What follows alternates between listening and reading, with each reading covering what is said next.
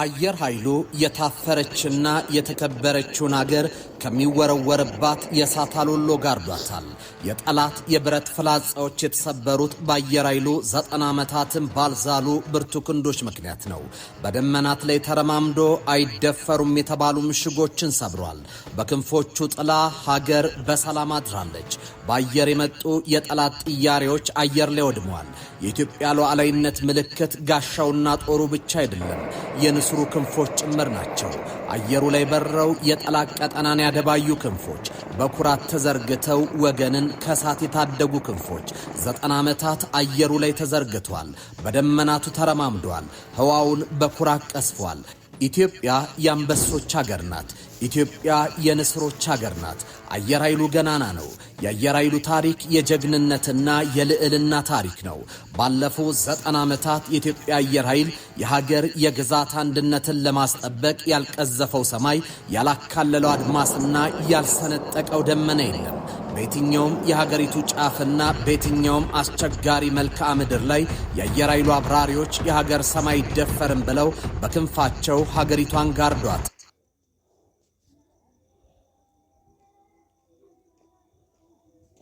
የአየር ኃይሉ 9 ዓመታት ትናንትን ባከበረ ዛሬም ብቃት በተላበሰና ነገን ደግሞ ቀድሞ በመተለም ከአሁናዊዋ ዓለም ቴክኖሎጂ ጋር የተናበበ ሊጨብጣቸው የሚችላቸውን ተደራሽ ግቦች አስቀምጦ ነው።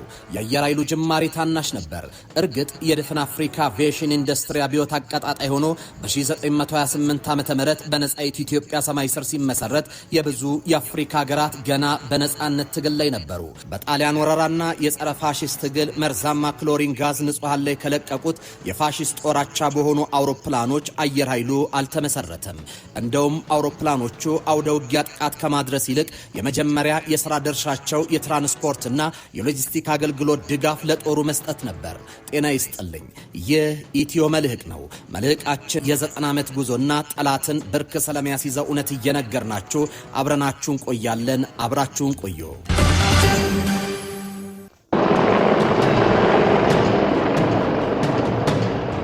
የዚህ ተቋም ህልም በ2030 የዛሬ 6 ዓመት ገደማ በአፍሪካ ውስጥ አንዱ ስመጥር ሰፕላየር መሆን ለአፍሪካ ማርኬት በዩኤቪ እና የተለያዩ የአውሮፕላን ፓርቶች እና አውሮፕላኖች ለአፍሪካ ማርኬት ማምረት ማቅረብ እንፈልጋለን። ሁሉም ሀገራት ምርምርና ስልጠት ሲጀምሩ ማምረት ሲጀምሩ ታሳቢ የሚያደርጉት እኛኑ አፍሪካውያንን ነው። የአፍሪካ ማርኬት ታሳቢ አድርገው ነው የሚያመርቱት ብዙዎቹ እንደምናውቀው። አሁን ኢትዮጵያ ያንን የመወዳደር ፍላጎት ስላላት ወደዛ ገበያ ትገባለች። ምንም ጥርጥር የለውም። በ2030 ለበርካታ ሀገራት አውሮፕላኖች ዩኤቪዎች እናቀርባለን። ለኛም ለሀገር ውስጥ ፍላጎት በርከት ያለውን ሁሉን ላናሟላ እንችላለን። በርከት ያለ ፍላጎቶቻችንን በተለያየ መንገድ እንደምናሟላ ተስፋ ይደረጋል። እዚህ ጋር በጣም እንዳያችሁት ወጣት ኢንጂነሮች በስፋት ሰልጥነው ስራ ጀምረዋል። ለኢትዮጵያም ለአፍሪካም ኩራት የሆነ የሰው ኃይል ነው እዚህ ያለ። ቁጭት አላቸው። ቀንና ማታ ይሰራሉ።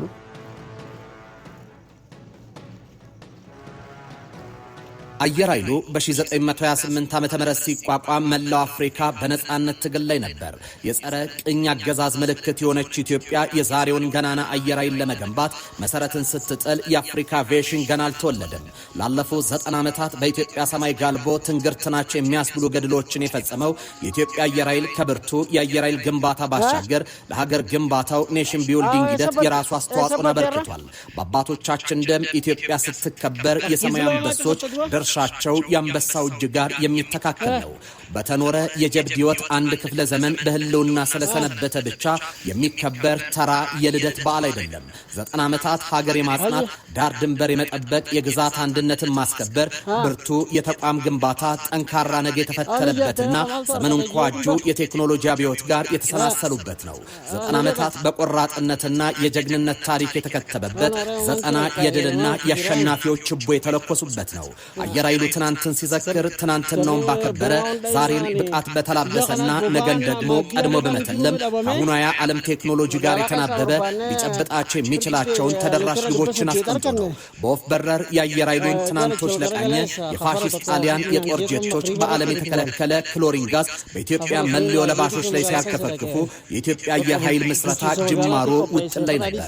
ከአውደ ውጊያ ተሳትፎ ይልቅ ሎጂስቲክስና የትራንስፖርት አገልግሎት ማጓጓዝ አየር ኃይሉን ይገልጿል። ይገልጹታል። ከ1928 እስከ 1933 ዓመተ ምህረት በተካሄደው የኢትዮ ፋሺስት ጦርነት አየር ኃይሉ ምንም እንኳ ተዋጊ አውሮፕላኖችን ባይታጠቅም ባሉት ውስን የትራንስፖርት አውሮፕላኖች ለጥቁር አንበሳ የአርበኞች ጦር የአየር ትራንስፖርት ድጋፍ በመስጠት የሀገር አለኝታነቱን አሃዱ ብሏል። ሐምሌ 14 1969 እስከ የካቲት 1970 ዓመተ ምህረት በተካሄደው የኢትዮ ሶማሌ ጦርነት አነስተኛ የሰው ኃይልና አውሮፕላኖችን ይዞ ወደ ጦርነት በመግባት በርካታ ቁጥር ያላቸውን የጠላት ሚግ 21 አውሮፕላኖች በአየር ላይ ውጊያ መጥቶ በመጣልና መሬት ላይ እንዳሉ በመደምሰስ በብቁ አብራሪዎቹ የዚያድ ባሬን የቴክኖሎጂ ብልጫ መውሰድ ችሏል። በዚህ ጊዜ የዚያድ ባሬን የእብሪት ወረራ በመቀልበስ ሂደት በአየርና ከአየር ወደ ምድር ውጊያ ጠበብቶቹን እነ ብርጋዴር ጀነራል ለገሰ ተፈራን እነ ኮሎኔል በዛብህ ጴጥሮስን በመሰሉ ጀግኖች የጦርነቱን ውጤትና ገጽ መቀልበስ የቻሉ ጀግኖች ሆነዋል። የምስራቁ ድል አየር ኃይሉ ኤርትራ ላይ ደግመውታል። ግንቦት 4 1990 ዓ.ም የሻዕቢያን ወረራ ተከትሎ የአየር ኃይሉ በመስዋዕትነት የደመቀ አኩሪ ገድል ሰርቷል። ግፍ የፈጸሙ የሻዕቢያ ጄቶችን ዶግ አመድ ከማድረግ ባሻገር የሻዕቢያ አየር ኃይል ሙሉ ለሙሉ ከስራ ውጭ ማድረግ የቻሉት የነ እሸው አንበሳው ጉሩም ኦፕሬሽን የተፈጸመበት ነበር። በዚህ ጊዜ በየግንባሩ የወራሪውን ኃይል ወታደራዊ አቅም ከማሽመድመድ ባለፈ ድንበር ጥሶ ወደ ጠላት ወረዳ ጠልቆ በመግባት የተመረጡ የጠላት ወታደራዊ ኢላማዎችን በማውደም አልፎም የአየር ባየር ውጊያ የጦር አውሮፕላኖችን መጥቶ በመጣል የአየር የበላይነትን ተቆጣጥሯል። የኢትዮጵያ አየር ኃይል በጸረ ሽብር ዘመቻ ስኬታማ ነው። ባካሄዳቸው የጸረ ሽብር ዘመቻዎች በሶማሌ የመሸገው የአልሸባብ ዓለም አቀፍ አሸባሪ ቡድን የቀጠናው ሀገራት ስጋት ወደማይሆንበት ደረጃ ማድረስ ተችሏል። ከዚህ ባሻገር አየር ኃይሉ ከኢትዮጵያ አየር ክልል ውጪ በተሳተፈባቸው የሰላም ማስከበር ሂደቶች ዓለም አቀፍ ክብርና ሞገስን የተጎናጸፈ ጭምር ነው። በኮንጎ፣ ታንዛኒያ፣ ሩዋንዳ፣ ብሩንዲ፣ ሱዳን፣ ደቡብ ሱዳን፣ ሶማሊያ በዓለም አቀፍ የሰላም ማስከበር ተልዕኮን በብቃት ተወጥቷል። አየር ኃይሉ ባለፉት 7 ዓመታት በተሰሩ የሪፎርም ስራዎች ዳግም እንዲወለዱ ሆኗል። አየር ኃይሉ ከ1982 እስከ ለውጡ መባቻ ባሉት ጊዜያት ህልውናው አደጋ ውስጥ የገባበትና የወደቀበት ነበር። በእነዚህ ዓመታት አየር ኃይል አያስፈልገንም እስከሚልና የተቋሙን ህልውና እስከ መፋቅ ያሉ አደገኛ ውሳኔዎችን ለማሳለፍ አንድ እርምጃ ብቻ የቀረበትን ጊዜ የታየበት ሆኗል። በእነዚህ ዓመታት በኢትዮጵያ ታሪክ ውስጥ ብርቱ ክንዶች የላሉበት ተቋማዊ የማድረግ አቅሙ የተዳከመበት ነበር። የለውጡ መንግስት መምጣት ለንስሮቹ የዳግም ውልደት ብስራትን እውን አድርጓል። ለውጡ የኢትዮጵያ አየር ኃይል የዛሬው የዓለማችንን አርሚ አቪዬሽን የቴክኖሎጂ እድገትን ባናበበ ቴክኖሎጂን ከእውቀት እውቀትን ከክህሎት አጣምሮ የያዙ አስተማማኝ ሙያተኞችን አፍርሷል። ቤቱ ሙያተኞች የሚባረሩበት ሳይሆን ብቁ አብራሪዎች የተፈጠሩበት ዘመኑን የዋጀ ተቋም ሆኖ ዳግም እንዲገነባ ሆኖ ተፈጥሯል።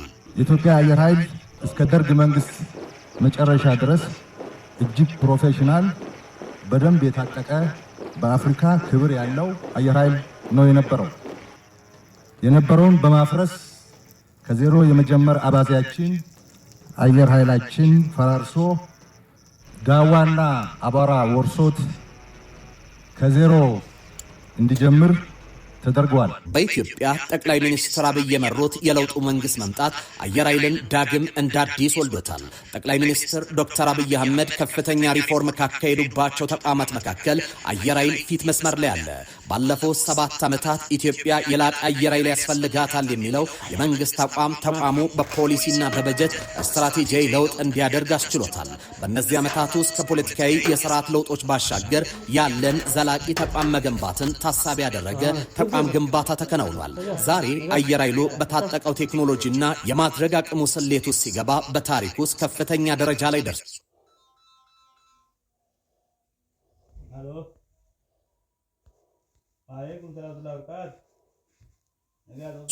የሰው ኃይል ግንባታ፣ ትጥቅ ማዘመን፣ የውጊያ መሰረተ ልማቶችን መገንባትና አየር ኃይሉ ስሙን ክብሩንና አቅሙን የሚመጥን ምቹ የሥራ አካባቢ ተገንብቶለታል።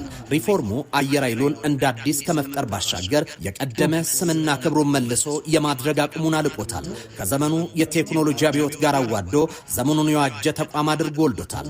በዚህም የኢትዮጵያ አየር ክልልን የሚያስጠብቁ ሀገር ወዳድ ሙያተኛና አመራር፣ ዘመናዊ ትጥቆች፣ የውጊያ መሰረተ ልማትና ምቹ የሥራ ከባቢ ተፈጥሯል። ይህ ብቻ አይደለም። አየር ኃይሉ ዛሬ ሽቅድድም በበዛበት ዓለም ከጊዜው ጋር መራመድ ችሏል። በነገው ዓለም ተወዳዳሪ ማድረግ የሚያስችለውን አቅምን ፈጥሯል። 90 ዓመታት ከህልውና መፋቅ አደጋ ውስጥ ወደ ልዕልና እየተሻገረ ያለው አየር ኃይሉ የ90 ዓመቱን ልደት ሲያከብር ተቋሙ የድል አድራጊነት ጉዞውንና የመጪውን ዘመን አውራነቱን በማጽናት ጭምር ነው። የኢትዮጵያ አየር ኃይል ትላንትን ባከበረ ዛሬን በብቃት በተላበሰና ነገን በሚጨበት ተስፋ ውስጥ ሆኖ ልደቱን ያከብራል። አየር ኃይሉ የታሪካዊ የኢትዮጵያ ጠላቶችን የሐሳብና የስንቅ ተሻራኪ ባላንጣና ባንዳዎችን አደብ ያስገዛበት ድሉ ላይ ቆሞ ኢትዮጵያን ያጸኑ የቁርጥ ቀን በራሪ ንስሮችን በማክበር ልደቱን ያከብራል።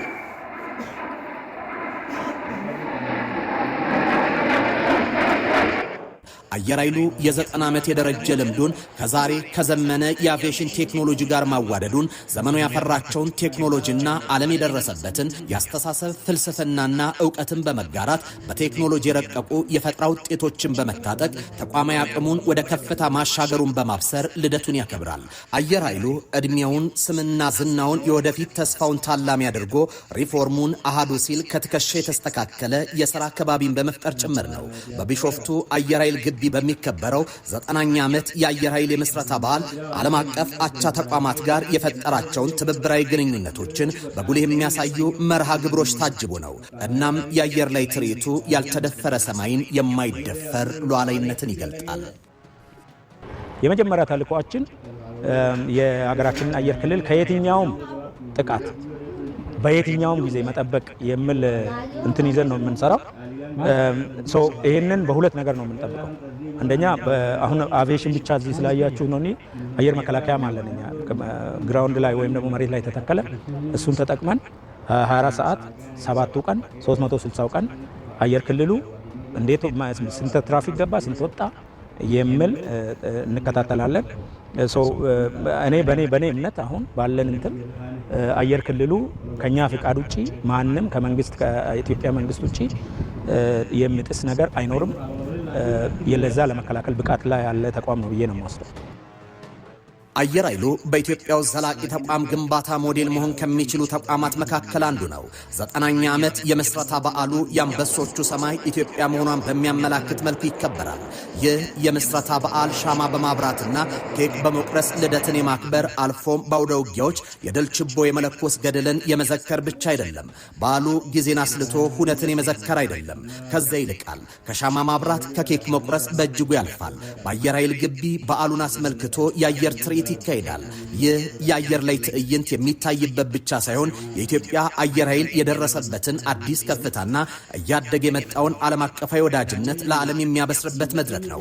ባለፉት 7 ዓመታት አየር ኃይሉ ካቻ ተቋማት ጋር ያደረጋቸውን የትብብርና የዲፕሎማሲ ትስስሮች የሚያጠናክርበት ነው። በመሆኑም የኢትዮጵያ አየር ኃይል አብራሪዎች ከተለያዩ ሀገራት የአየር ትርኢት ቡድኖች ጋር በጋራ በመሆን ትርኢት ያቀርባሉ። ይህ ትርኢት የዲፕሎማሲ ድል፣ ህልም የመጋራት በጋራ ራዕይ ሰፋት እውነት ነው። ይህም ከበረራ ጥበብ ባለፈ ትልቅ የዲፕሎማሲ ትርጉም አለው። እነዚህ ሀገራት በኢትዮጵያ ሰማይ ላይ ትርኢት ለማሳየት መምጣታቸው ለኢትዮጵያ አየር ኃይል ታሪካዊነትና ለደረሰበት የብቃት ደረጃ እውቅና መስጠታቸውን ያሳያል። ዛሬ የኢትዮጵያ አየር ኃይል ወቅቱን በዋጀ መልኩ በዘመናዊ ትጥቆችና በሰው ኃይል እውቀት ተገንብቷል። በዘመናዊ ትጥቆችና በእውቀት በተገነባ የሰው ኃይል የትኛውንም ጥቃት ይመክታል። ከፍተኛ የማድረግ አቅሙ ላይም ይገኛል። አየር ኃይሉ ከየትኛውም አቅጣጫ ሊከፈቱ የሚችሉ ጥቃቶችን መከላከል የሚችል ሆኖ ተገንብቷል። የአየር ኃይሉ ዋና አዛዥ ሌተናል ጀነራል ይልማ መርዳሳ እንደሚሉት አየር ኃይል ከነበረበት ውድቀት ለማንሳት በጸጥታ ዘርፉ የተሰሩ ሪፎርሞች ከፍተኛ ለውጥ አምጥተዋል ይላሉ። በፕሮፌሽናል የሰው ኃይል ግንባታ፣ በትጥቅና በውጊያ መሰረተ ልማት ዘርፎች ላይ አየር ኃይሉ በቀጠናውም በአህጉሩም ተወዳዳሪ ነው።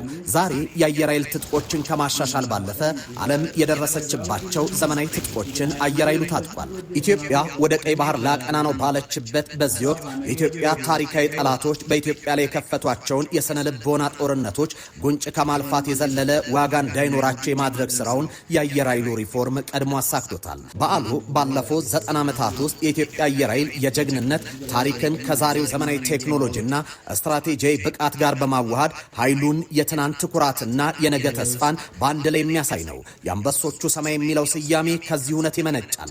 የኢትዮጵያ አየር ኃይል አብራሪዎች በጦር ሜዳ ያላቸውን ቁርጠኝነትና ድንቅ የበረራ ጥበባቸውን ከኢትዮጵያዊ ጀግንነታቸው ጋር የሚያስተሳሰር ስያሜ ነው።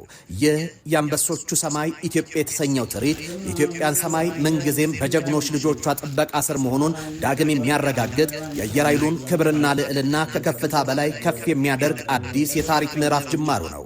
ይህ የአየር ኃይል የቴክኖሎጂና የሰው ኃይል ጥምረት ብቻ ሳይሆን የሀገር ፍቅር መፍለቂያ፣ የጀግንነት ማህደርና የኢትዮጵያ ሕዝብ የደህንነት ተስፋ ነው። ባለፉት 90 ዓመታት የታየው ይህ የማይለወጥ መርህ ዛሬም ለነገው ትውልድ በትጋት የሚሸጋገር የታሪክ አሻራ ሆኖ ይቀጥላል። ይህም የአየር ኃይል ቴክኖሎጂና የሰው ኃይል ጥምረት ብቻ ሳይሆን የሀገር ፍቅር መፍለቂያ፣ የጀግንነት ማህደርና የኢትዮጵያ ሕዝብ የደህንነት ተስፋው ነው። ባለፉት 90 ዓመታት የታየው ይህ የማይለወጥ መርህ ዛሬም ለነገው ትውልድ በኩራት የሚሸጋገር የታሪክ አሻራ ሆኖ ይቀጥላል። የተወደዳችሁ የኢትዮ መልሕቅ ቤተሰቦች የዛሬው መልሕቃችን እዚህ ላይ ተጠናቋል። በቀጣይ በሌላ ጥንቅር እስከምንገናኝ በያላችሁበት ሰናይ ጊዜ ይሁንላችሁ።